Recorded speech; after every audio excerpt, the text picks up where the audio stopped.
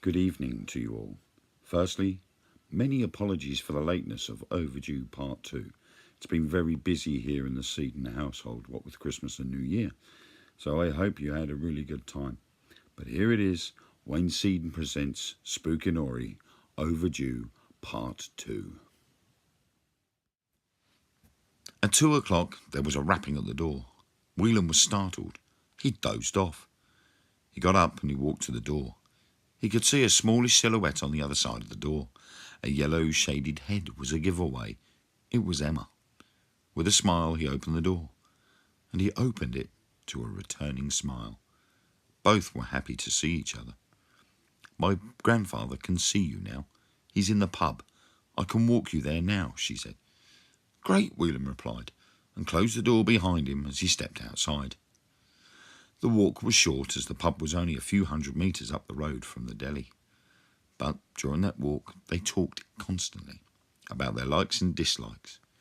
It seemed that they had a fair bit in common, similar tastes in movies, music and reading, which would be a great talking point at any further meeting. After a while they reached the pub. "I must go and close the deli now.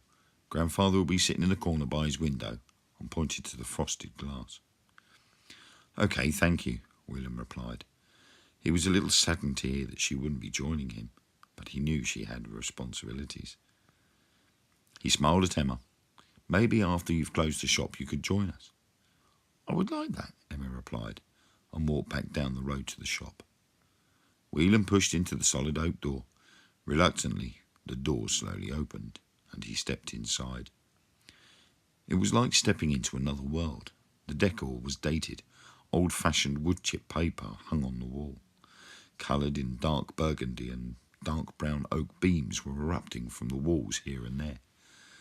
Whelan noticed that the smell of tobacco was still present here, that and the smell of every variety of beer and lager under the sun.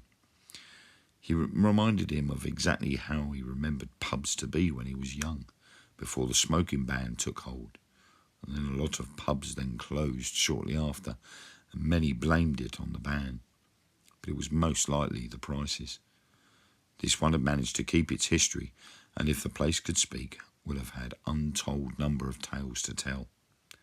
He walked up to the bar and placed his hand in his pocket, wrapped his fingers around the change he'd had, and waited for the barman to appear.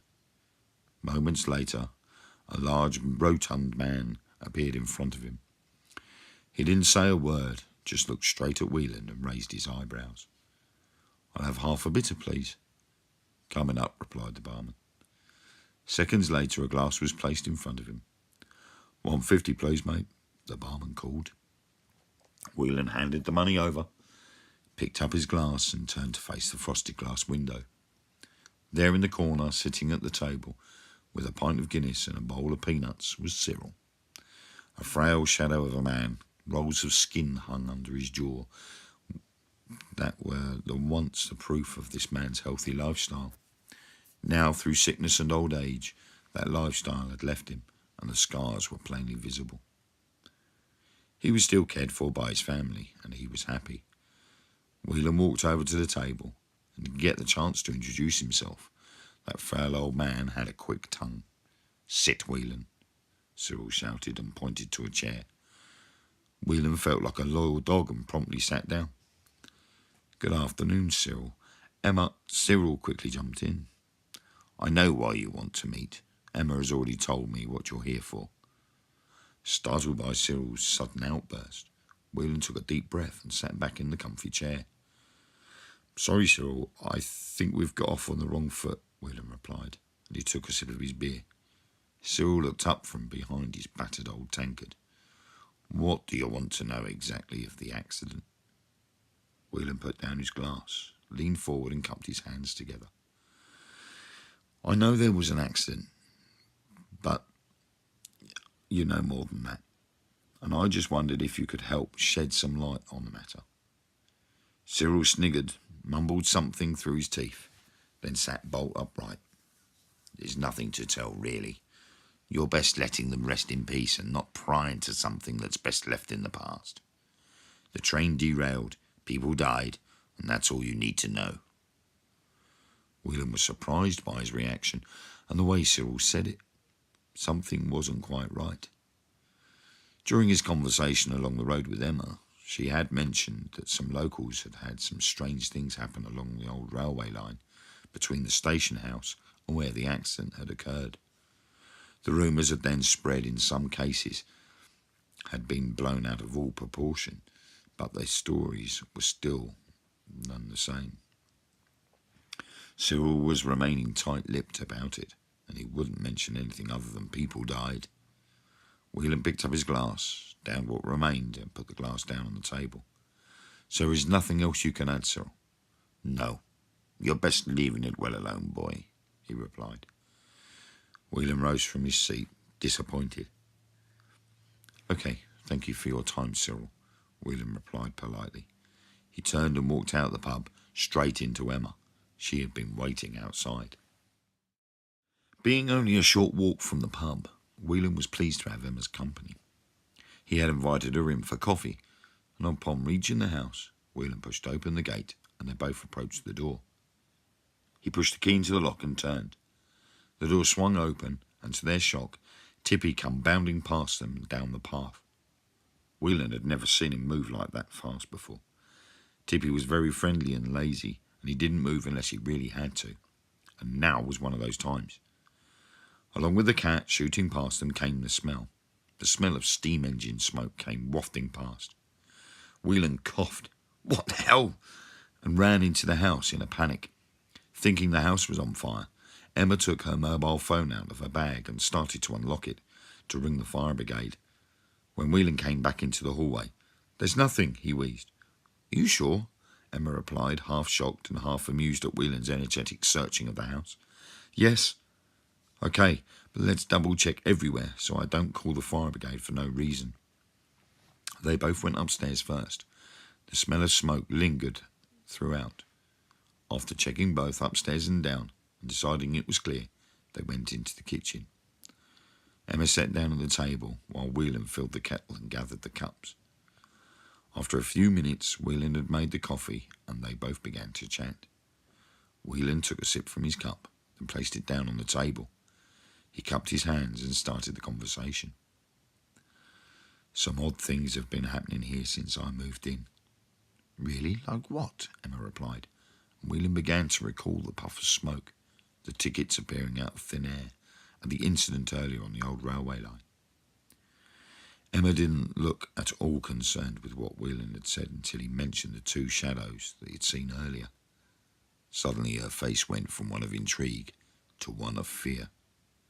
"You must move out now," Emma cried out, taken aback by Emma's sudden outburst. "Why? I've only just moved in." Emma leaned forward and gripped his hands. "You're not safe here," she cried. "I'll call a few people and we'll meet up later and discuss this, but you can't stay here any longer. You'll thank me in the long run." She got up and leaned over to Whelan.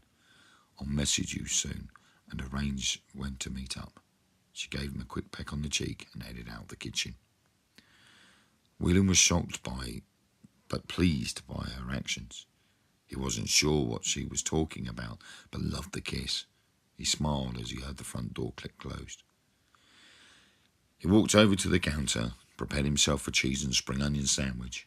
He began pondering on what Emma had said. He tried to put it out of his mind, but as soon as he tried thinking of something else, the image of the shadows and the railway line would burst into his mind. He went out the back door and sat down at the outside table on the old platform and ate his sandwich.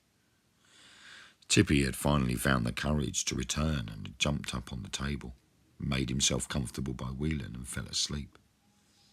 Every now and then he would look up at him. He needed security and would check to make sure Whelan was still there. With every bite of his food, Whelan would simply stare down the old line.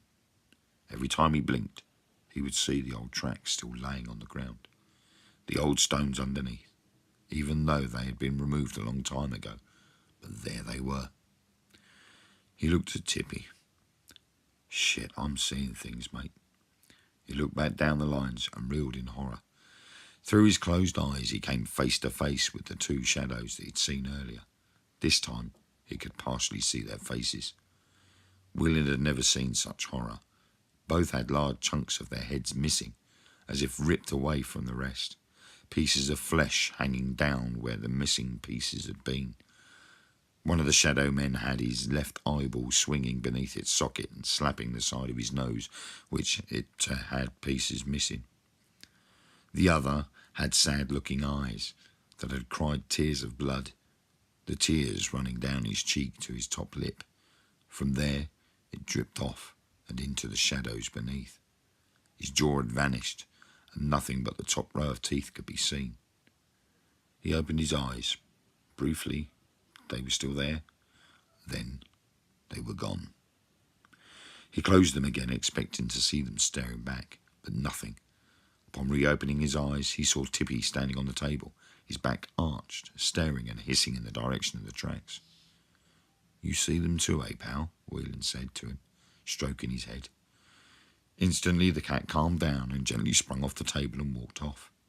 Whelan watched him walk away and almost jumped off the back of his chair when his phone suddenly buzzed in his pocket. It was Emma. After a few minutes talking, he placed his phone back into his pocket, got up and walked back into the kitchen. He placed his plate in the sink and went up to the bathroom to freshen up. Emma had spoken to a few people and they were all going to meet at the pub around 7 p.m. Hadn't had a clue who these people were, but he would simply have to trust Emma. Whelan was already waiting for Emma outside. He could see her walking down the road. He waited until she approached the gate and walked down from the house to meet her. Both were full of smiles. He leaned forward and she greeted him warmly and allowed him to kiss her on the cheek. Within minutes they were at the pub, and it was still too early for the others to arrive, so they sat down with a drink and chatted. Emma proceeded to talk to him about some of the things that had been witnessed over the years. He could hardly believe his ears. The people that were to join them later would only confirm whatever had told him. Time passed. Whelan was getting worried that Emma's friends wouldn't arrive. Suddenly the door opened and 3 people walked in. Emma ushered them over to where they were sitting. 2 came over while the 3rd went to the bar. He ordered 3 drinks and joined the rest of them at the table. "Whelan," Emma started, "allow me to introduce you to James, Sarah and Paul." Whelan stood up and offered his hand. "Hello," and shook each one's hand. He sat back down, picked up his drink. He looked at everyone, took a large mouthful of the drink. "Is what Emma says true?" he asked at the table. James lifted his head, raised his glasses and rested them on the top of his head. "Sure as the nose on your face, Whelan," he replied. "So you all think I'm in danger?" he asked. Now was Sarah's turn to talk. "Yes, you are.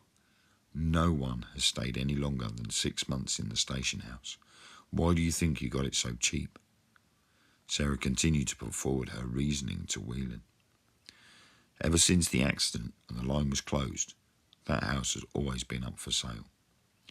The sold sign is barely down a couple of weeks, and then the for sale sign goes back up. People move in, soon after, they move out," she explained. Whelan looked at Emma in disbelief. "And you all think there's something sinister going on, and that's why you're telling me to move," he replied. Emma took Whelan's hand. "They have looked into everything there is to know about the accident, all the people that died at the time and after, including all the sightings." Whelan sat back. "Others have seen things too." Paul pushed his glass into the centre of the table. "I've seen them," he replied. He got up and sat down next to Whelan. "Since this time last year, not 100 yards from your house." "What did you see?" Whelan asked. Paul made himself comfortable in his seat and proceeded to explain about what he saw. "The smoke, the train, the men." "What men?" "The shadows, 2 of them. They come and go. I've seen them 3 times, but mainly on the edge of the platform." James suddenly opened his bag and pulled out some papers. He placed them on the table and spread them out. "Look through these and tell me something odd isn't happening," he said. Whelan ruffled through. Each piece of paper was either a clipping from a newspaper or a handwritten note. He picked one up. A photocopied page from a newspaper dated the 8th of August 1947. The bold letters quoted 53 dead.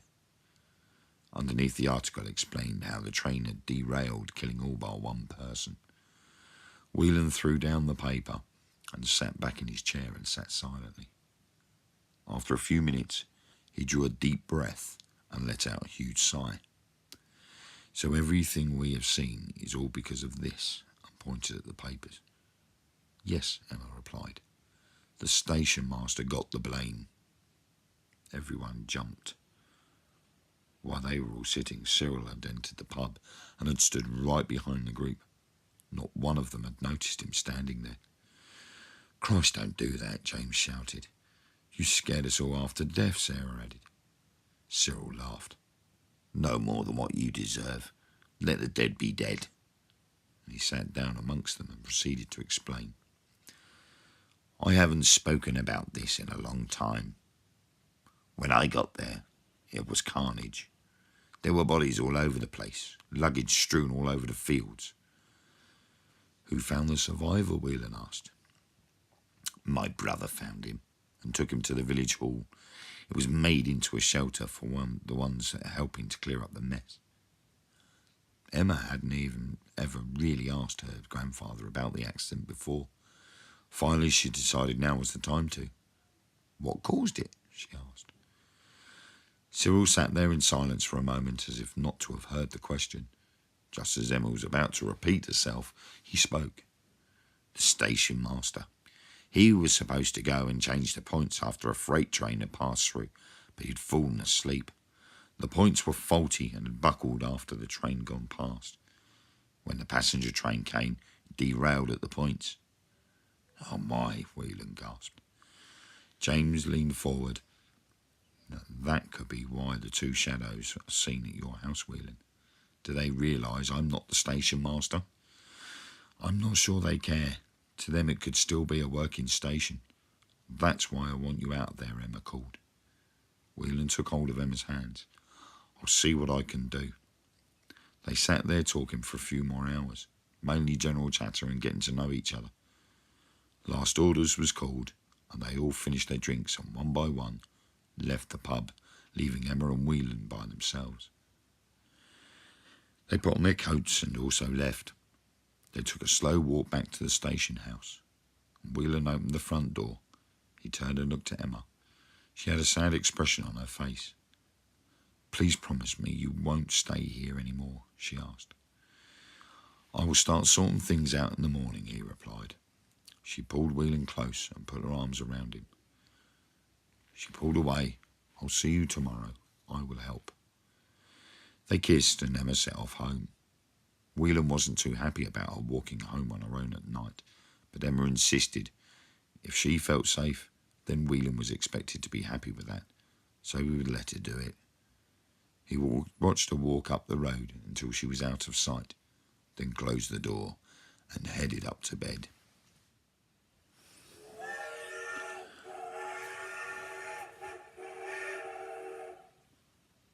Again, the sleep was short-lived. Whelan was woken abruptly by what could only have been a train whistle. It sounded very distant, which worried him, as he was tired and should have slept deeply after the day he'd had. He looked at the clock. 2:30 a.m. it read in bright green numbers. He got up, put his slippers on, and walked over to the window. Slowly he opened the curtains. It was a fairly bright night. The moon was almost full and cast its light onto everything. Whelan could see for quite a distance. He focused his eyes onto the line. Blinking in disbelief, he could see a flickering light. He knew it wasn't normally there and hadn't passed anything there during its walk. He put on his dressing gown and went downstairs. Once in the kitchen, he reached the back door, found his torch, which he kept there just in case Tippy was outside, and opened the door. He hadn't noticed the two shadows standing at the window. He walked outside onto the platform, stopped, and looked along the line. The light was still there, only now it was bigger, as if it was coming closer. Tippy was hanging around the back door, checking out what his master was up to, and rubbing his head against the door frame. He didn't notice the shadow's eye either, then bolted as soon as he saw them. He ran straight upstairs and hid under the bed like a frightened child. The shadows then moved a few paces to stand almost directly behind Whelan. After a few moments he could hear something, the chuffing sound of a steam train, faint but definitely a steam engine, slow and labouring, but very clear. Then he made out the outline of the train in the moonlight, beams of light bouncing off the shiny black paintwork revealing its contours. A single light was mounted at the very front, flickering like a giant candle. Whelan was understandably shocked and turned fully into the direction of the approaching train, straight into the eye of one of the shadow men. He let out an almighty scream. Fear shook him to the core. Then it went dark. Nothing. When Whelan regained his consciousness and his vision returned, the train had stopped right in front of him. It had pulled into the station. Lights shone from an old-fashioned light sockets hanging from the roof. This confused him. As far as he remembered, there were no lights hanging from the roof. The only light there was on the wall just by the back door. "Get on," came a voice from behind him. He turned and came face to face with two stocky-looking men. They wore tweed suits, plain white shirts and black ties. Whelan recognised the faces, but wasn't sure where. His mind started to overload. These must be the two shadow men. Where did the train come from? Where did the lights come from? He asked himself. Again, the voice called, "Get on." For some bizarre reason, he stepped forward towards the open carriage door. Looking down the line of carriages, the door in front of him was the only one that was open. He could see clearly inside each carriage. The lights inside illuminated everyone with a warm glow. He could see people sitting in the chairs, but not one of them were talking to anybody else. They just sat staring directly ahead of them. He felt himself moving closer to the door, asking himself a question with every step forward. He couldn't help himself. If he wanted to turn back, he couldn't. He wanted to turn around, or at least turn his head, but for some reason he couldn't, as if an unseen force was holding his head. The only way he could move was towards the train. Finally, at the carriage door, he stepped on, stopped in the middle of the aisle, and looked along the length of the carriage. Again, no one was talking. No one moved their heads to look at this new passenger that had just got on their train.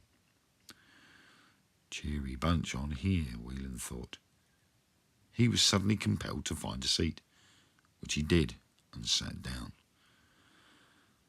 Soon as he was seated, his gaze was transfixed towards the front of the train. He could hear the sound of the door close. Something wasn't right, but he couldn't move. He was totally paralysed. Then he heard the train's engine puff into life, and slowly it started to pull away. But still, he was paralysed. He couldn't move, not even his head. As the train started picking up speed, Whelan felt a sudden sadness, and a single tear trickled down his cheek. See, he couldn't move. He couldn't see himself moving away from the house, nor the gentle soul tear running down his cheek. He couldn't see the slumped form laying on the platform. Tippy had returned to the back door just in time to see something disappear off into the night, and noticed something in front of him and walked over to investigate. He sniffed the air, realised what it was, and laid down beside it and fell asleep.